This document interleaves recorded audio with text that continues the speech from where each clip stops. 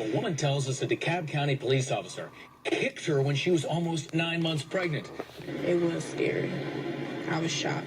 Raven Dozier was at her grandmother's house watching her brother argue with police. She was crying and questioning why they tased him. Suddenly, she was on the ground. He really just didn't want me asking him any questions. When I did question him, that's when he kicked me. A kick so hard it bruised Dozier's stomach. She had an emergency C-section 2 weeks later when doctors realized Levi had defecated in the womb. In his report, Officer Jared Wheeler described it as a front push kick to the abdomen, as he was taught to do at the academy. What kind of a human being kicks a pregnant woman? Dozier's attorney was even more shocked when he saw what happened with her complaint to the DeKalb Police Department. No investigation at all, and 5 supervisors, including Internal Affairs, said Wheeler's actions met policy. They're showing that there is an ongoing pattern and practice of attempting to clear officers of clearly illegal, unconstitutional, and improper conduct.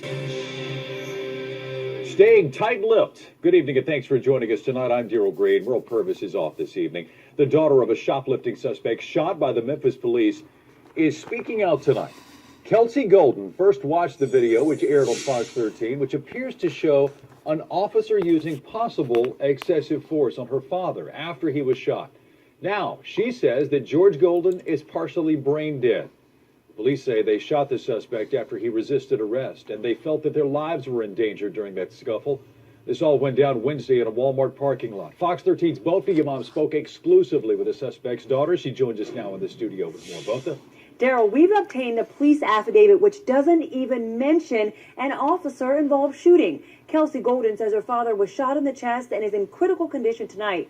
She says doctors told her he's partially brain dead due to lack of oxygen, which she blames on the officers who she says didn't quickly rush him to the hospital. Now she wants answers into possible police misconduct. In Seattle, a sheriff's deputy has pleaded not guilty to charges he assaulted a 15-year-old girl last fall. Prosecutors have released a surveillance video of the alleged assault. A warning, the pictures you're about to see are disturbing. The video shows 2 King County Sheriff's deputies escorting 15-year-old Malika Calhoun to a holding cell. When Deputy Paul Sheen asked the girl to remove her shoes, she's seen slipping out of her left shoe and kicking it at him. Sheen rushes into the cell, kicks the teen, and pushes her against a corner wall before flinging her to the floor by her hair. He then squats down on Calhoun and hits her twice.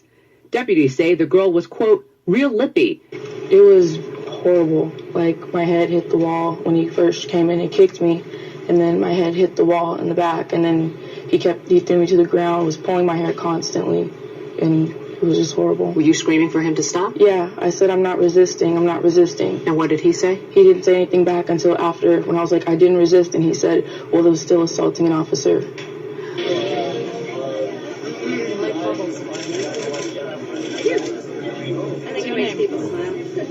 My name is a mystery. No, I have nothing to hide. If the brother touches me, you're going to be arrested for assault. Do you understand? Yes, that's right. It's a deliberate act on your behalf. I'm going to arrest you. Do you understand me? Right, you're going to be in handcuffs. All right? You either knock it off with the bubble. If you touch me with that bubble, you're going into custody. Right? I'm putting it away. Right, thank you. But I would also like to know. You'll be going into custody. I understand. Do we understand each other? I do. And put it away. I am doing that at this moment. Right. I really appreciate Discussion's over. A SWAT team that raided a home to catch a suspected gunman just won medals for its bravery. Ma'am? Now, the problem is they barged into the wrong house. The confusion led to the shootout you just heard with a homeowner trying to protect his wife and 6 kids. So why are the officers being honored? The I-Team's Caroline Lowe took that question to the top. Just days before Christmas, the sound of intruders breaking into their home prompted Vang Kang to grab a shotgun and his terrified wife to call 911. Minneapolis 911. Kang fired several shots at the intruders, who turned out to be members of the Minneapolis police SWAT team. The officers returned fire. No one was hurt in the shootout, but the house was left riddled with bullet holes and broken glass. The easy decision would have been to retreat under covering fire. The team did not take the easy way out. On Monday, with Mayor R.T. Ryback looking on, Chief Dolan recognized the SWAT officers for how they handled the raid at the wrong house. This is a perfect example of a situation that could have gone horribly wrong, but did not because of the professionalism with which it was handled. The Kang family was upset today when they learned of the awards given to the SWAT team. And Caroline says the police department did its own review of this mistake. The chief told her his investigators cleared the SWAT team of any wrongdoing. In Newark today, a community gathered in an attempt to draw attention to their ongoing fight against senseless violence. It was a peaceful demonstration. That was until the march ended violently as a Newark police officer put a CBS 2 photographer in a chokehold, handcuffed him, and put him in the back of a patrol car. Our Christine Sloan nearly went with him. She has more now from a wild scene. What started out as a peaceful march in front of a church by parents whose children have been murdered on the streets of Newark. Put that camera away. Put the camera away. Put the camera away. My man, you heard what I just said, man? Now get the camera out of here right now. You get your hands off that camera. Turned violent when a Newark police officer arrested our CBS 2 photographer covering the story. Stop! Put your hands behind your back. Now he's going with me. He's going with me. You can't arrest him! I can do whatever I want. The camera kept rolling as the officer put our photographer Jim Portermine in a chokehold, then handcuffed him. Why did you hit me and I'm handcuffed? From the 6 minutes of video captured by two Millville police dashboard cameras emerged two very different versions of what happened on an early morning last February. I'm stopping you. I'll play in a second.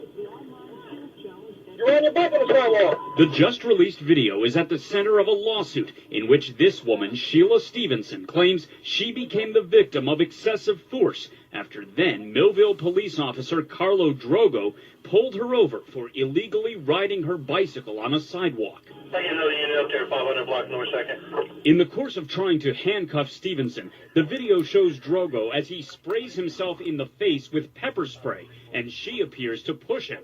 Drogo then appears to knock Stevenson to the ground to subdue her. Drogo is seemingly doubled over in pain as other officers arrive. I'm not doing nothing. Put your hands behind your back. Can you not do this? I'm not doing Your hands. I'm not doing Behind your back. Seconds later, Drogo approaches Stevenson again and appears to punch her 4 times. Why you hitting me? Why you hitting me? Why you hitting me? Relax. Stevenson is eventually led away. She was later convicted of resisting arrest. Their own dash cam camera was rolling when Cookeville police caught up with a man who was wanted on a domestic assault warrant. According to this federal lawsuit, Carlos Farrell's ex-wife, Tiffany, called police when she spotted him. She was there, standing in the background, when police officer Chris Melton ordered Farrell out of his car. Put your hands up and get out of the car. Mr. Farrell gets out of the car, obviously hands raised. Ben Winters and attorney Blair Durham are representing Farrell. They say police used excessive force in June of last year when they arrested the 28-year-old. In the video, a police canine being held by Officer Jeff Johnson bites what appears to be a compliant Carlos Farrell. Your dog has ate my leg off. One of the officers that has control of the dog allows the dog to attack Mr. Farrell even after he's on the ground. The attorneys also accuse Cookeville police officer Chris Melton of planting drugs on their client. Now the cops leave. Here's the hand signal. Officer Melton searches Farrell's pockets at least a half-dozen times. Then, Durham says, another officer appears to give a signal with his hand. Melton reaches into his own right pocket, looks into the camera, and Durham says that's when Melton puts a bag of marijuana into Farrell's pocket. Whoa, Carlos! Bad, dude. Weed, bro. Now you got another freaking charge. How about that? 5 Cookeville police officers are named in the suit. Melton is on administrative leave with pay. If they can tell each other to plant drugs with just a hand gesture, just doing that, you've got to wonder how many other people have gone through this.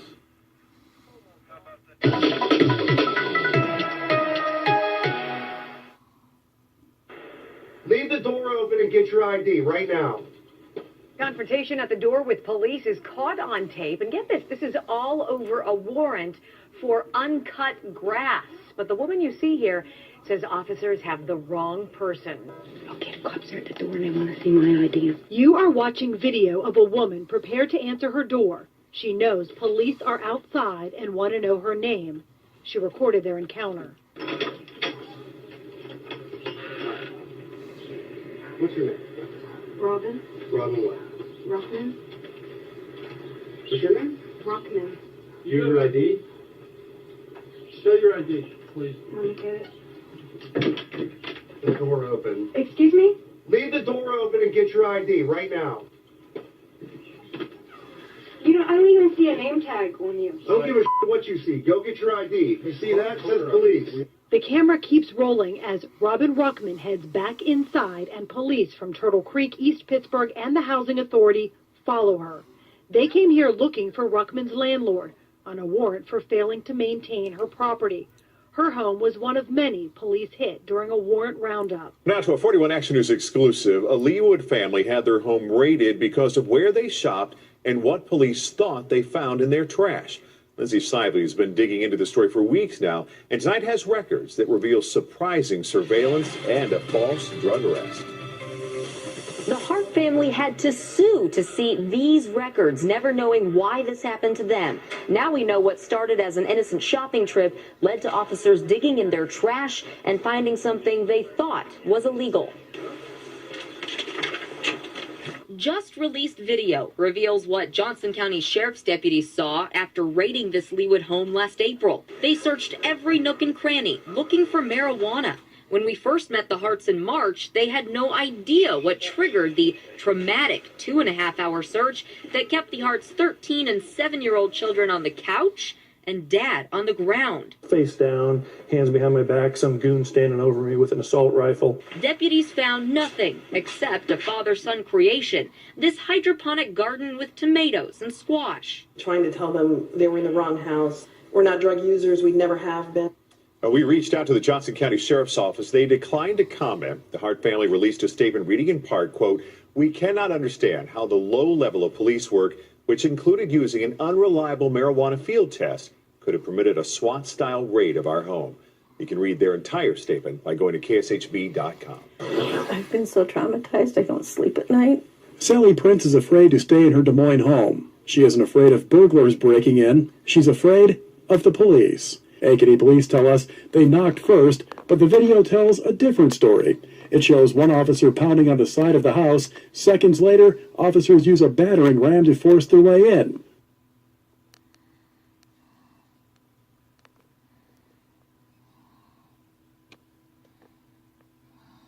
The family believes the police were also trying to cover up the way they were executing the warrant by covering up and, in one case, even ripping out a security camera. You can see this officer spots the security camera in front of the house and then rips it right out.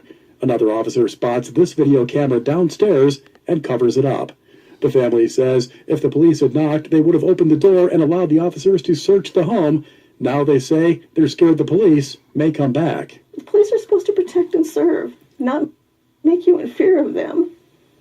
Police in Ogden, Utah, raided the home of 45-year-old Todd Blair in the middle of the night, reportedly while investigating his roommate. The police burst in the home to find Mr. Blair standing inside the door with a golf club. And within seconds, and without a warning like drop your weapon or something like that, Police Sergeant Troy Burnett shot Mr. Blair 3 times directly, killing him instantly. I want to warn you, the video you are about to see is graphic and it is disturbing, but it is vital so America sees what can happen to innocent people when the drug war goes terribly wrong. Police, get to work! Police, get to work! Get on the ground! Get on the ground! We're in this house. No, what's going on?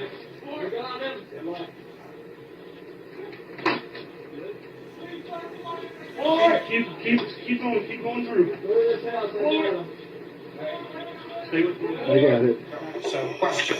How many more of these killings of innocents inside the home of the innocent have to occur before there's enough outrage so that these things stop. I mean, this isn't even the most recent killing in one of these raids.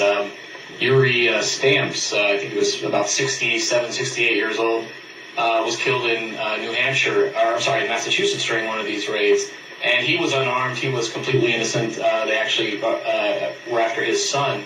Right. The problem is that the police are creating these situations in the first place, that we are policing nonviolent consensual crimes with these very violent, volatile tactics. And I mean, these consequences are predictable, and they're going to continue happening until we change.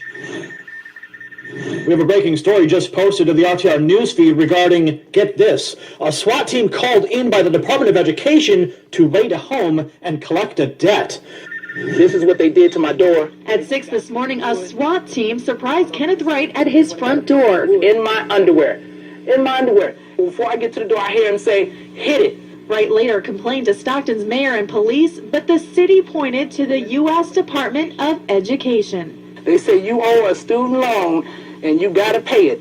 I just had my door kicked in because of this. And he has this warning to former students that the federal government's coming to collect in a big way. People that have student loans out there or people that owe money, please pay your bills. Take care of your credit. If you don't believe me, this could be you one morning, 6 o'clock in the morning. With the help of the Stockton Police Department, News 10 was able to contact one of the federal agents who was at the search this morning, who gave us a Washington, D.C. number for the Office of the Inspector General, who confirmed it was the Department of Education who conducted the search, but they can't discuss anything in the case until it's closed, not even if it's policy to break in and handcuff people who default on student loans. The use of SWAT teams to enforce student loans provides yet another example why education should be handled at the state and local level, and why homeschooling families should be encouraged and not threatened. What happened here is an absurd abuse of power from the federal level and should not be tolerated by a free people. Wall Street bankers are handed trillions of dollars in bailout money because they can't pay their loans. However, as the average American finds themselves unable to pay their mortgages and student loans, is this how the federal government will respond? Bailouts for bankers and SWAT teams for the people. At this rate, it will not be long before the federal government triggers an open revolution.